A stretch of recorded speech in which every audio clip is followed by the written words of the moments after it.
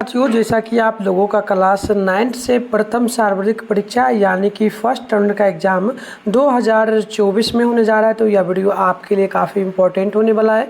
क्योंकि प्यारे बच्चों, क्लास 9 का फाइनल एग्ज़ाम आप लोग 2025 में दोगे। उससे पहले आप लोगों का प्रथम सार्वत्रिक परीक्षा यानी कि फर्स्ट टर्म का एग्ज़ाम होगा। इसके बाद सेकेंड का होगा, फिर आपका जो है ना फाइनल एग्ज़ाम होगा। तो ये एग्ज़ाम देना आपके लिए काफ़ी इंपॉर्टेंट। आपको बता दें प्यारे बच्चों, ये जो एग्ज़ाम है आप लोगों का हिंदी का 23 अगस्त के दिन होगा। ठीक है ना, 23 अगस्त के दिन होगा, जो कि हिंदी का पेपर होगा क्लास 9 के लिए। ये 100 मार्क्स का एग्ज़ाम होगा। यहाँ पर आपको बता दें, आपका 1.5 घंटा का ही ये एग्ज़ाम लिया जाएगा। जिस प्रकार से रूटीन बताया गया है, 10 बजे से लेकर के आप लोगों का जो एग्ज़ाम होगा ये 11:30 बजे तक ही आप लोगों का चलेगा। ठीक है ना, चलिए, तो इस प्रकार से होगा। बिल्कुल यही पेपर आपके एग्ज़ाम में 100% आएगा। पूरा आपको याद करके जाना है। चलिए बढ़ते हैं आगे। खंड अ में 1 से लेकर के 7 तक प्रश्न आपको करीब 50 प्रश्न का ही जवाब देना है। तो चलिए पहला नंबर प्रश्न को देखते हैं। आचार्य शिवपूजन सहाय के बचपन का क्या नाम था? तो याद रखिएगा भोला भैया। पहला का राइट आंसर डी हो जाएगा। ठीक है ना।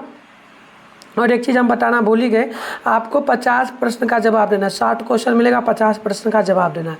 2 नंबर है, संत कबीर रविदास अन्य किस नाम से विख्यात थे? तो बिल्कुल राइट आंसर आपको डी याद रखना है, रविदास के नाम से। 3 नंबर है कि महिला आचर उपन्यास के लेखक कौन है? तो 3 का ऑप्शन नंबर सी हो जाएगा, नोट कर लेना है, फणीश्वर नाथ रेणु होगा। सी नंबर याद रखना है। आचार्य शिवपूजन सहाय का देहांत कब हुआ था? तो याद रखना है, इनका देहांत हुआ था 1969 ईस्वी में। राइट आंसर आपको ऑप्शन नंबर सी जो है ना याद कर लेना है। चलिए 5 नंबर क्वेश्चन को देख लीजिएगा। रविदास की नज़र में ईश्वर की पूजा अर्चना के लिए चढ़ाए जाने वाले फल फूल कैसे हैं? तो याद रखिएगा राइट आंसर बिल्कुल यहाँ पर जो है ना क्या आ जाएगा 5 का। बिल्कुल ये एक तो आपका हो जाएगा क्या, तो एक तो जाएगा जूठे हैं, गंदे हैं, यानी कि ऑप्शन सी में दिया है ए बी दोनों, तो ऑप्शन सी होगा। 6 नंबर क्वेश्चन है कि ई का उच्चारण स्थान क्या है? तो बिल्कुल आप देख लीजिएगा 6 नंबर का राइट आंसर ऑप्शन बी हो जाएगा तालु। ठीक है ना, ऑप्शन बी आप लोगों को याद कर लेना है। क्वेश्चन में यहाँ पर 7 को देखिए, निम्नलिखित में शुद्ध वर्तनी कौन सी है? तो बिल्कुल 60 का ऑप्शन नंबर आपको ये याद रखना है, कावित्री। राइट आंसर ऑप्शन नंबर ये आप लोगों को 7 नंबर क्वेश्चन का याद कर लेना है। चलिए आगे बढ़ते हैं। 8 नंबर क्वेश्चन आप लोगों से बोला जा रहा है, दरोगा जी के घोड़ी की जो है ना घोड़ी की कीमत क्या थी? तो बिल्कुल याद रखिएगा, बिल्कुल ऑप्शन सी हो जाएगा, लगभग जो है ना 2 रुपये। क्या हो जाएगा 2 रुपये, यानी कि बिल्कुल यहाँ पर आप देखेंगे तो 8 का ऑप्शन नंबर, सॉरी 2 रुपये नहीं 60 रुपये था। ऑप्शन नंबर सी आपको याद रखना है। 9 है, पतित पात्र रैदास के पद में बांस शब्द का क्या अर्थ है? तो 9 नंबर का बिल्कुल ऑप्शन बी याद रखना है, ये गंध हो जाएगा। तो ऑप्शन नंबर बी जो है आप लोगों को याद कर लेना है। आगे बढ़ते हैं नेक्स्ट क्वेश्चन की ओर। 10 नंबर क्वेश्चन बोला जा रहा है, पहलंत परसरी के मिलने से कौन सा वर्ण बनेगा? तो बिल्कुल 10 का राइट आंसर ऑप्शन सी हो जाएगा, यानी कि प्री हो जाएगा, पौड़ी कर पीढ़ी। क्वेश्चन नंबर 11 है, मुंशी जी के बड़े बेटे किस ओहदे पर थे? तो बिल्कुल याद रखना है, 11 का राइट आंसर ऑप्शन डी होगा, पुलिस में दरोगा थे। 12 है कि बिहार में किस शताब्दी तक नृत्य संगीत पर अनेक ग्रंथ लिखे जा चुके थे? तो बिल्कुल 12 का ऑप्शन नंबर जो है ना बी याद रखना है, लगभग 12वीं से 13वीं शताब्दी तक। ऑप्शन नंबर बी आप लोगों को जो है ना याद कर लेना है। चलिए आगे इसका पीडीएफ भी हम आपको डाउनलोड करने के लिए सिखा देंगे, तो कंटिन्यू देखिए, पूरा आंसर के आपको डाउनलोड करने के लिए हम सिखाएंगे। तेरा कि जट जटिन झिरझिरिया सामा चकैवा बिहार के किस क्षेत्र के मुख्य लोक नृत्य हैं? तो 13 का बिल्कुल ऑप्शन नहीं हो जाएगा, मिथिला का। और 14 है कि प्रिया प्रवास काव्य कृति किसकी रचना है? तो याद रखना है 14 का बिल्कुल ऑप्शन नंबर ए हो जाएगा, नोट करना है, अयोध्या सिंह उपाध्याय हरिदौध का। चलिए इसके आगे हम लोग बढ़ते हैं। क्वेश्चन नंबर जो है ना 15 बोला, मौन नियंत्रण कविता किसकी रचना है? बिल्कुल 15 का राइट आंसर डी हो जाएगा, नोट कर लेना, सुमित्रा पंत का। क्वेश्चन नंबर है 16 नंबर की, पलक पावड़े कविता में वेली का अर्थ क्या है? ठीक है ना, तो याद रखिएगा 16 का बिल्कुल ऑप्शन नहीं होगा, बोलना। क्वेश्चन नंबर 17 है, डॉक्टर राजेंद्र प्रसाद का जन्म बिहार के किस जिला में हुआ था? तो याद रखना है, इनका जन्म जो है ना 17 है डॉक्टर राजेंद्र प्रसाद का। तो देखिए इनका जन्म जो है बेगूसराय में हुआ था, इसलिए इसका आंसर आप लोगों को जो है ना छोड़ देना है। ठीक है ना, डॉक्टर राजेंद्र प्रसाद का जन्म बेगूसराय में हुआ था, तो इसमें नहीं दिया तो इसको छोड़ना है। 18 नंबर क्वेश्चन की ओर बढ़ते हैं। 18 नंबर क्वेश्चन बोला है कि अंतर्राष्ट्रीय विख्याति प्राप्ति मधुकर आनंद नर्तक, इसमें से देखिएगा तो बिल्कुल 18 का राइट आंसर जो है ना ऑप्शन नंबर आपका शायद जो है ना सी होना चाहिए, गोपाल लाला जी, शायद ऑप्शन ये होगा, नोट कर लेना जो भी हो। 19 नंबर क्वेश्चन है कि भारत के संविधान सभा के प्रथम अस्थायी अध्यक्ष कौन थे, तो याद रखना है 19 का ऑप्शन नंबर बिल्कुल जो है ना बी हो जाएगा, डॉक्टर राजेंद्र प्रसाद हो जाएगा। क्वेश्चन नंबर 20 है युवा जो ना युवान चांग किस साम्राज्य के समय भारत आए थे, तो बिल्कुल याद रखिएगा 20 का ऑप्शन सी हो जाएगा हर्षवर्धन। 21 नंबर की फाहियान नालंदा कब आए थे, तो याद रखना है ऑप्शन डी हो जाएगा, बिल्कुल 4वीं सदी में। 22 डॉक्टर राजेंद्र प्रसाद की मृत्यु कब हुई थी, तो याद रखना है उनका मृत्यु जो है ना 28 फरवरी 1963 में हुआ था। चलिए आगे बढ़ते हैं।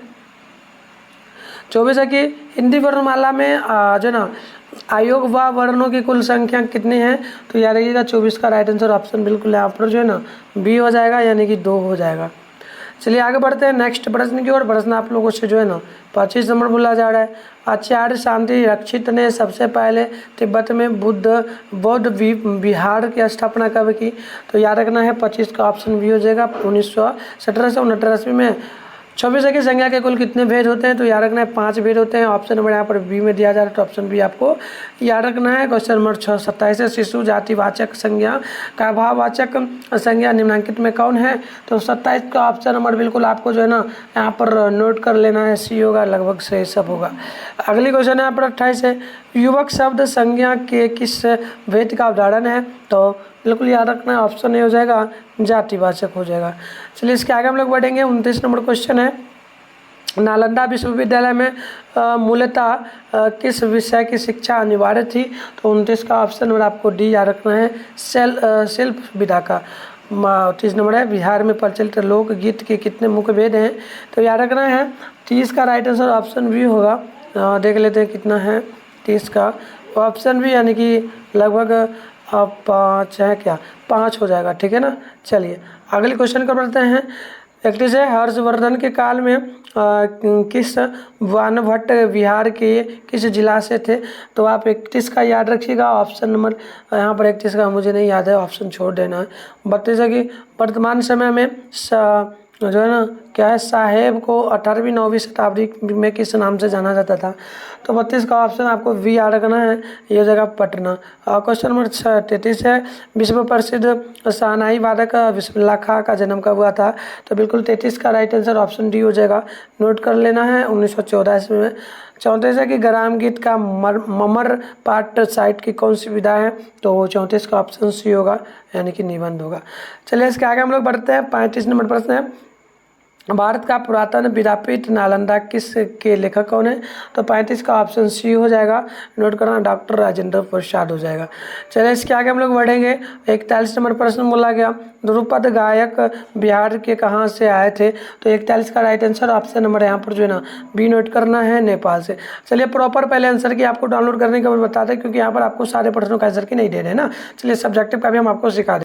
तो चलिए प्यारे बच्चों आंसर की डाउनलोड करने के लिए ना सबसे पहले आप अपने फ़ोन में गूगल को ओपन कर लीजिए, उसके बाद सर्च बार के आइकन पे आप लोग क्लिक कर लेंगे और यहाँ पर आप लोग आकर के मिठुन स्टडी सेंटर जो है ना फटाफट से क्या करेंगे सर्च कर लेंगे। इसके बाद आप थोड़ा सा ही ऊपर करेंगे, फर्स्ट में मिठुन स्टडी सेंटर का ऑफिशियल वेबसाइट मिलेगा, इस पर आपको क्लिक कर लेना है। क्लिक करने के बाद इस प्रकार से इंटरफेस ओपन होगा, आराम से स्क्रॉल डाउन करना है, नीचे चले आना है, ठीक है ना। नीचे आइएगा तो क्लास 9 का सेशन यहाँ पर मिल जाएगा, Bihar board class 9 first term exam all subject बारे पेपर यहाँ लिखा है, इस पर क्लिक कर लेना।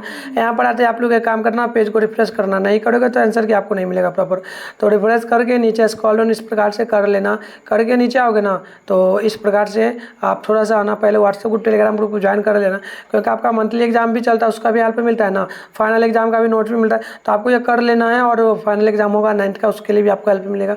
चलिए यहाँ पर ऑल सब्जेक्ट है, पेपर नेम है, डाउनलोड लिंक है, जो भी चाहिए कर सकते हो। हिंदी है, संस्कृत है, साइंस है, सोशल साइंस है, मैथ है, इसके अलावा और नीचे नीचे आओगे ना तो इंग्लिश है, उर्दू है, नॉन हिंदी है। अब जो करना है कर लो, आपके अकॉर्डिंग है। फिलहाल हम लोग हिंदी का करते हैं। डाउनलोड लिखा है सामने, इस पर क्लिक कर लो। यहाँ भी पेज को आके रिफ्रेश कर लो। इसके बाद स्क्रॉल डाउन करो, नीचे चले आओ। इस प्रकार से आओगे ना तो नीचे आपको ऑब्जेक्टिव के सारे प्रश्नों का आंसर की मिलेगा। तो ये आप लिखना चाहो तो लिख सकते हो। ये 60 प्रश्नों का आंसर की मैं दे दिया हूँ, ठीक है ना। इसके अलावा नीचे आओगे ना सब्जेक्टिव में आपको अभी मैं प्रश्न दिखाऊंगा, सारे प्रश्नों का आंसर की नंबर वाइज दे दूंगा। जितना भी बनाना है आप यहाँ से समझ लिख दूंगा आंसर की, आप लिख लेना प्रॉपर, ठीक है। चलिए आगे बढ़ते, तो चलिए प्यारे बच्चों तो आगे बढ़ते हैं। क्वेश्चन नंबर यहाँ पर देखिए, आपके सामने 41 नंबर प्रश्न बोला जा रहा है, ध्रुपद गायक बिहार के कहाँ से आए थे? तो बिल्कुल याद रखना 41 का right answer option number B हो जाएगा, नेपाल से। क्वेश्चन नंबर 42 है, गुरु गोविंद सिंह का जन्म कहाँ हुआ था? तो याद रखना है उनका जन्म पटना में हुआ था। क्वेश्चन नंबर ए होगा आंसर का। 43 के सिखों के 10वें और अंतिम गुरु गोविंद सिंह अंतिम और 10वें गुरु कौन थे? तो गुरु गोविंद सिंह थे, इनका जन्म पटना में हुआ था। अगले क्वेश्चन है 44 नंबर की, मर्जन के अनुसार रहस्य रूपी ज्योतिष या संसार प्रकाशमान है? तो याद रखना 44 का right answer option number B हो जाएगा, प्रेम से। अगली क्वेश्चन है यहाँ पर जो ना 45 के पुरुषवाचक सर्वनाम में कुल कितने भेद हैं? तो 45 का राइट आंसर ऑप्शन ए हो जाएगा, 3। तो ये हमने ऑब्जेक्टिव का आंसर की बता दिया। चलिए इसका आंसर और प्रॉपर में बता दिया हूँ, प्रॉपर क्वेश्चन नहीं लिखा, वहाँ से आंसर डाउनलोड करना। देखो खंड व में इसमें जो ना गरांश पढ़ना है और सारे प्रश्नों का आंसर देना है, ठीक है ना। चलिए यहाँ पर पढ़ करके, पहला है शिक्षा का क्या उद्देश्य है? शिक्षा इसमें क्या बाधा किससे पड़ती है?